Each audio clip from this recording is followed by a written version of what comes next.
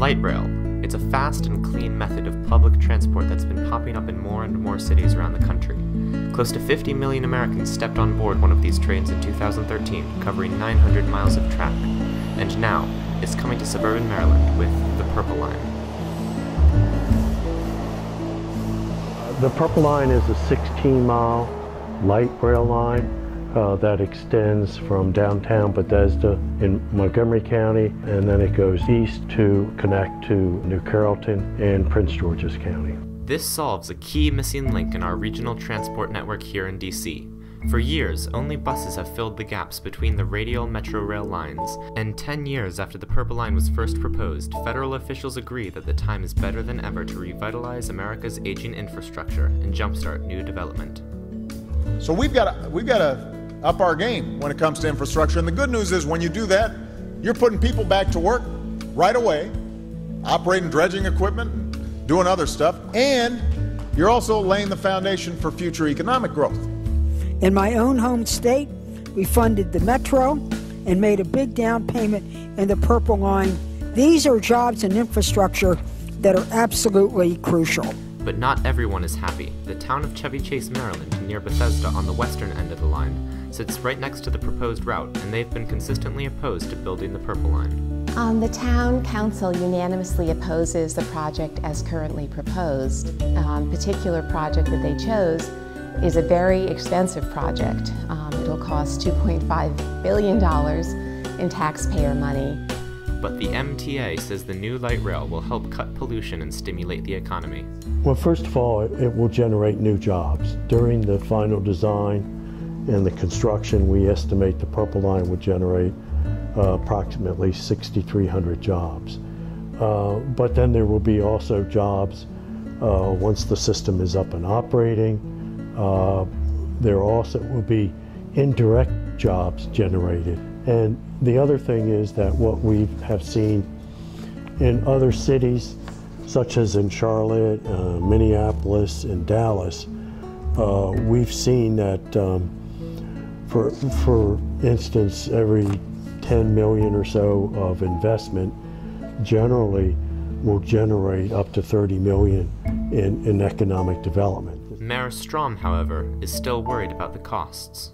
It's a very costly project, and that with the state's current deficit, which I've read today I think is approaching $1.4 billion, that spending $2.5 billion on the Purple Line project may not be the right thing to do with scarce transportation dollars. In addition, the Purple Line will increase connectivity in the DC region, making it easier for people to access new jobs and other opportunities. That is likely the primary asset of the Purple Line, the fact that it has so many connections. Purple Line will connect us. Radial, Metro, and MARC commuter rail lines. It will connect both branches of the Red Line at Bethesda with a direct connection. It will also connect to the other branch of the Red Line at Silver Spring, to the Green Line at College Park, and then the Orange Line at New Carrollton. Also connect to a lot of regional and local bus routes along the way.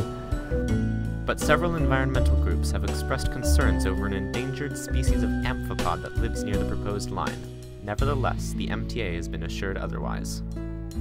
From the very beginning, the federal environmental agencies have told us no, there are none. However, the popular Capitol Crescent Trail, along which the Purple Line is to run, could be affected.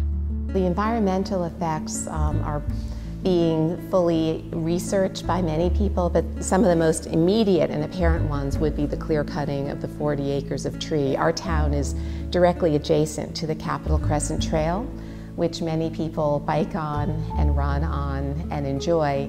The MTA's plans do call for the trail to be improved at the same time as the Purple Line's construction. Today's trail, it's not paved, some of it is crushed stone, and it doesn't go all the way through to Silver Spring. The Purple Line would be building the Capitol Crescent Trail, that 4.5 mile segment. We also will make a number of improvements. A transit project of this scale is very environmentally friendly. We project somewhere around 17,000 auto trips will be eliminated with the Purple Line. I think it's great to have more transit that gets cars off the road. Unfortunately, this project doesn't do that. This project doesn't, when you look at the current numbers on ridership, this project does not get cars off the road. It does not move people more quickly from the east to the west. I think you could come up with alternate transportation options. Of course, the biggest problem is the cost of the project.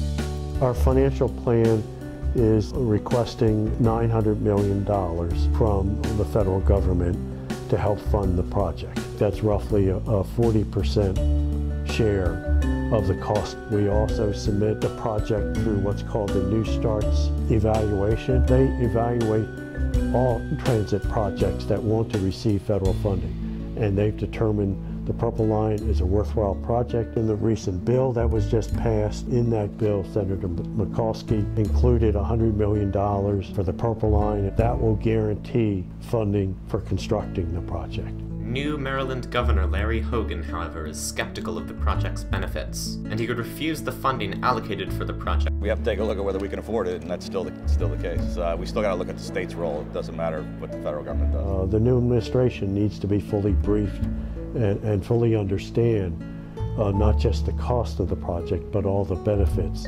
Overall, the Purple Line will create new jobs, reduce car usage, and spur new development in suburban Maryland. The pieces are all in place. Now it just has to be built. We would start construction in late 2015 with the project up and running in 2020.